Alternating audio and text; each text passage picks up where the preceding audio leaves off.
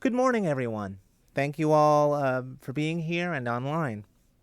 I want to begin today by acknowledging that we're standing here in the heart of colonial power on territories of the Anishinaabe, the Haudenosaunee, and Wendat nations, and the traditional territories of the Mississaugas of the Credit. It's our nations and peoples who have first borne the brunt of colonial violence and disablement, and it's our nations and peoples who fight for the liberation of all disabled people across these territories.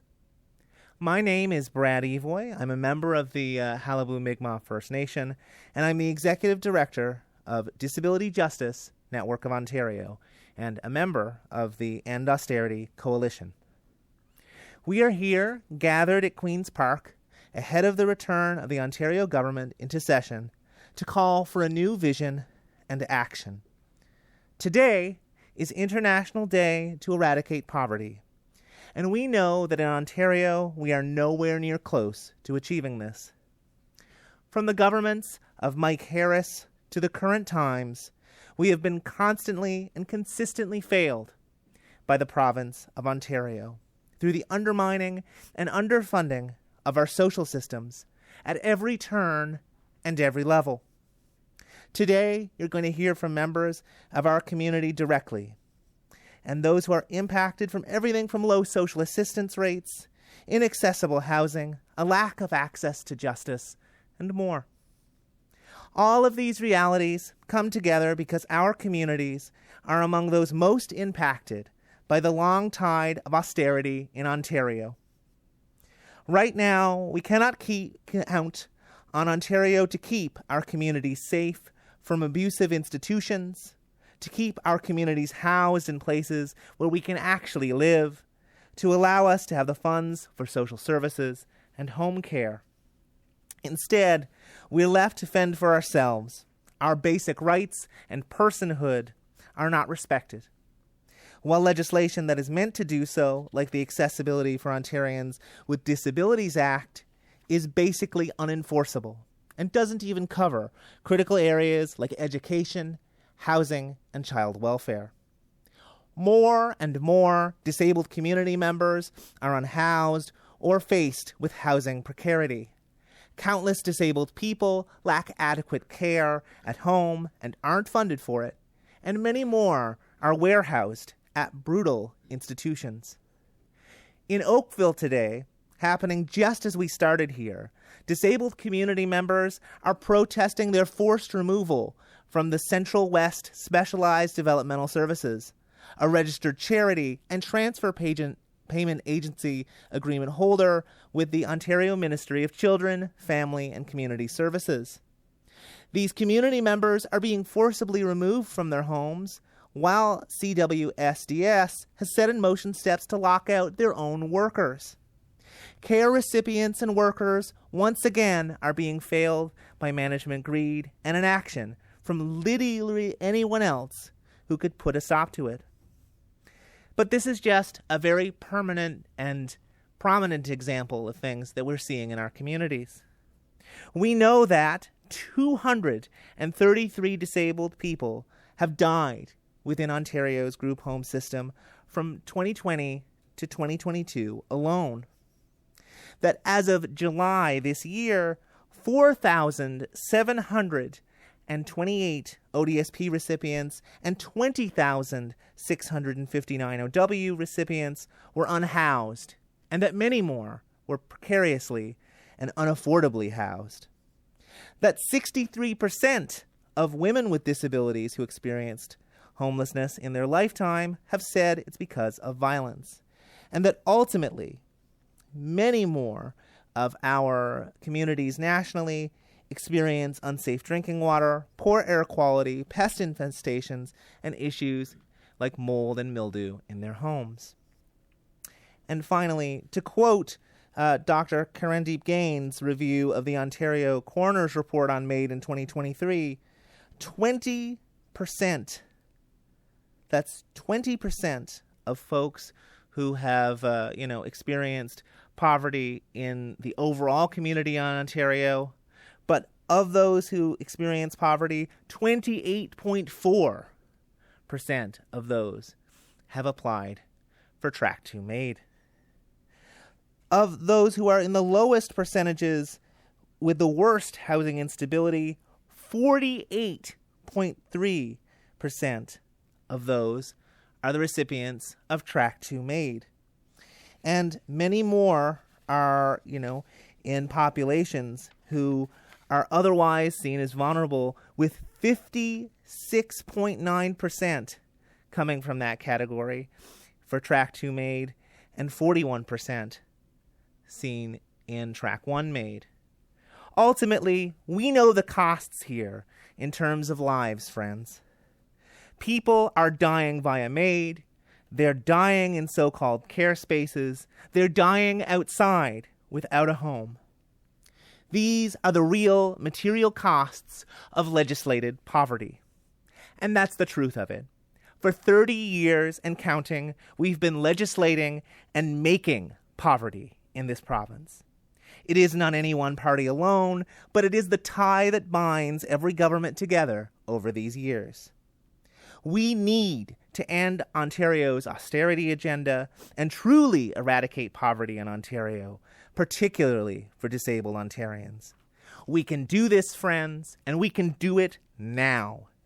But we all need to have the will in places like this, in Queen's Park, to make that happen. So if you agree with us, friends, that this needs to change, I urge you to go to endausterity.ca once this press conference is over and let all of our politicians know. But to hear more, I'll pass things to Ron.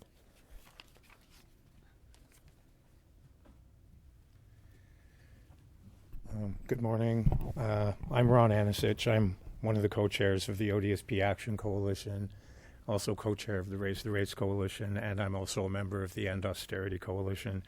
I'm here today because Ontario deserves the truth about Doug Ford's government's record on supporting people with disabilities. And the truth is a story of broken promises and deepening crisis. Premier Ford has repeatedly claimed that his government takes care of people with disabilities, but the facts tell a very different story. While the Premier speaks about compassion, thousands of recipients of the Ontario Disability Support Program are today experiencing homelessness, living in shelters or on the streets, and the number is increasing. This is not a coincidence. This is a choice. This is a direct result of a government that has consistently failed the people who need help the most. When COVID-era supports ended, Ontario Works recipients surged by 50%. But what did Doug Ford's government do? Rather than raise Ontario Works rates, they froze them. ODSP recipients receive a maximum of just $1,408 a month. Ontario Works recipients get only $733. These payments haven't kept pace with the cost of living in Ontario. People are choosing between food and rent, between medication and heat, between dignity and survival. Let me be direct. Doug Ford's government is responsible for the homelessness crisis in Ontario. In 2024, more than 81,000 Ontarians experienced homelessness, a stunning 51% increase since 2016. Chronic homelessness has more than tripled. This isn't happening despite government action. It's happening because of government inaction. It's happening because people can't afford housing on payments that have barely budged in years. And let me tell you about the cost of this failure. The province loses tens of billions managing the effects of poverty rather than addressing the root cause. When people living on social assistance end up in shelters or on the streets, they cycle through emergency rooms, police interventions, and the justice system. Studies show individuals experiencing homelessness incur healthcare costs of over $12,000 annually. That's nearly 7 times more than housed individuals. In Toronto alone, excess healthcare costs from homelessness reach nearly $100 million a year. Across Ontario, we're spending massive sums to deal with a preventable crisis. The math is simple. Every dollar not spent on adequate social assistance becomes $10 spent on emergency response. It's an unsustainable burden on our healthcare system, on our municipalities, and on our communities, and most importantly, on the people of Ontario who deserve basic dignity. The Ford government also refuses to address the housing crisis. When people are on ODSP or Ontario Works, even a tiny apartment becomes impossible to afford. The maximum shelter allowance under these programs does not reflect reality in 2025. In Toronto, a modest bachelor apartment costs $1,200 or more. Someone on ODSP receives nearly $600 for housing. It's $390 for people in Ontario Works. Do the math. There is no math that works. Here's what we know needs to happen, and it's not complicated. We must at least double social assistance rates, double Ontario Works, double ODSP. We must invest in deeply affordable social housing at the scale required to end the crisis. These are not radical ideas. The opposition parties understand this. Municipalities across Ontario are demanding this. Service providers, people with disabilities, families, they all know what needs to happen. Doubling social assistance rates would lift hundreds of thousands of Ontarians closer to the poverty line. It would give people genuine choices. It would mean a parent can feed their children. It means a person with a disability can afford medication. It means not choosing between paying rent and paying for transit to get to work. It means dignity. Yes, this requires investment. Yes, the Ford government will say we can't afford it, but Ontario is already spending a fortune dealing with the consequences of poverty. We're paying for emergency rooms, encampments, police interventions, crisis management. We would save money with prevention. And more than that, we would save lives. We would keep people in homes. We would help people move forward. We would fulfill the basic promise of government that we take care of our most vulnerable citizens. Premier Ford, I have a message for you. Your rhetoric about caring for people with disabilities is hollow. Your actions have failed them. The people living in emergency shelters on ODSP know that you don't care. The families choosing between food and rent know you don't care.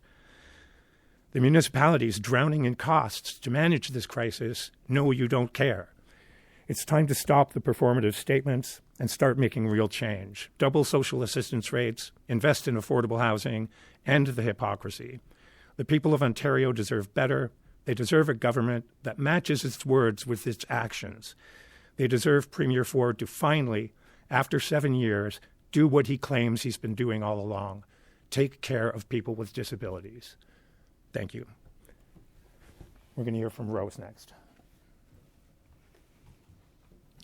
Good morning. My name is Rose Ellis. I'm a disabled parent, a legal advocate, and someone who has spent years navigating Ontario's justice system, not just for my own family, but alongside countless others who have been failed by it. We are here today because the justice system in this province is just not inaccessible. It is actively harmful to disabled people. And when those failures intersect with child protection and criminal law, the consequences are devastating. Let me be clear, disabled parents in Ontario are being misjudged, misunderstood, and often too stripped of their rights, not because they've harmed their children, but because the system refuses to accommodate their needs. I've seen parents lose custody simply because they needed communication support. I've witnessed courtrooms where disabled litigants cannot even enter the building, yet alone participate meaningfully in their own hearings. These are not isolated incidents. They are systemic failures. Accessibility coordinators who are supposed to help often don't. Requests for ASL interpretation, plain language communication, mobility access, or trauma-informed support are routinely ignored, delayed, or denied. And when accommodations fail, there is no clear pathway to escalate these issues.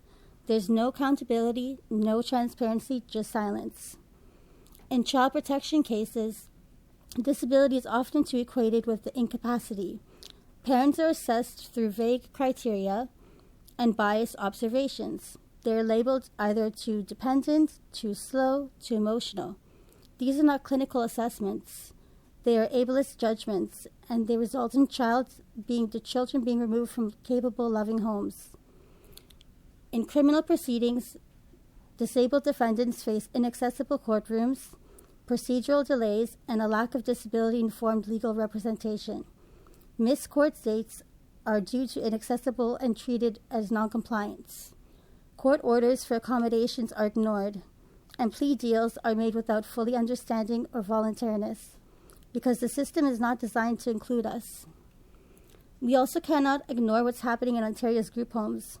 From 2020 to 2022, 233 disabled residents died. Many of these deaths were preventable, and many went uninvestigated. The same disregard for disabled lives is playing out in our courts. We are not seeking special treatment. We are demanding equal access to justice. Today, alongside the Disability Justice Network of Ontario, we are calling on the Ontario government to act. We were asking to amend the Courts of Justice Act and the Child, Youth and Family Services Act to explicitly prohibit disability discrimination. We are also asking to codify the right to accommodations in all court proceedings with enforceable standards and timelines. We are also asking to create an independent accessibility ombudsman to further investigate failures and report publicly, and to also establish a review board for child protection cases involving disabled parents. And we are also asking for the expansion of legal aid eligibility for disabled parents and defendants. Guaranteed access to ASL, adaptive communication tools, and disability-informed legal counsel. Fund trauma-informed and culturally responsive supports for racialized disabled litigants. Replace vague parenting capacity assessments with evidence-based evaluations that respect disability, rights, and family integrity. These demands are not abstract. They come from lived experience, from families torn apart, from failure, from defendants' silence, and from parents deemed unfit simply because they navigate the world differently. To every policymaker listening, the time for consultation is over. The time for action is now. Thank you. I'll pass it on to Andrea. Hi. I am Andrea Hatella, and I am from the ODSP Action Coalition. And I am here today speaking at this press conference to bring our awareness and focus to the issue of systematic violence through legislated poverty. I am concerned of how medical assistance in dying is being offered as an answer when people are identifying that life feels too hard as a disabled person, instead of the government giving people the support they need, such as free treatments, increased income supports, affordable, accessible housing. Ableism is wears people down and makes them more susceptible to offhand comments by folks in authority. Our communities have already lost hundreds of people to MAID. Simple disability or chronic conditions don't make life unlivable. It is the legislative poverty, the lack of compassion by some governments or opposition parties, the rhetoric that allows ableism to occur, and because of the added stress of living in a world where we are constantly told that we don't matter. You might think that I am just up here talking about a federal law in a provincial context. And what powers does Ontario have in this context? We do have power. The province has the ability to invest in healthcare and invest in housing and invest in community development. The province has the power to show people that their lives, our lives, matter. Ontario can support people to live instead of making dying their only choice. I have witnessed community members that have made that hard decision out of lack of support and lack of options because of poverty, basically, and they just gave up. We need our government to take a leadership role in valuing disabled lives. If the provincial government can invest in us, you can be a catalyst for cultural change. If you say through your actions that disabled people matter, then our families and our co-workers and friends will follow suit. On March 26, 2025, the United Nations Committee on the Rights of Persons with Disabilities released a series of recommendations, including repealing Track 2 MAID. And this would be a start, but as this is in the works, the province also has the power to value our lives, and it would make it better for everyone. Thank you. I'm going to pass it back to Brad. Thank you so much, Andrea, and thank you so much to everyone who's spoken today. I want to thank everyone for being here. I think it's really clear that if we are here on a day where we want to talk about eradicating poverty, we need to actually put in the work, to actually invest the funds, and to actually listen to the knowledges and experiences that are part of our community. So with that said, friends, I'd like to open the floor to questions. Would it be possible to do alone interviews instead of questions like that? Yeah, absolutely. Absolutely. Great.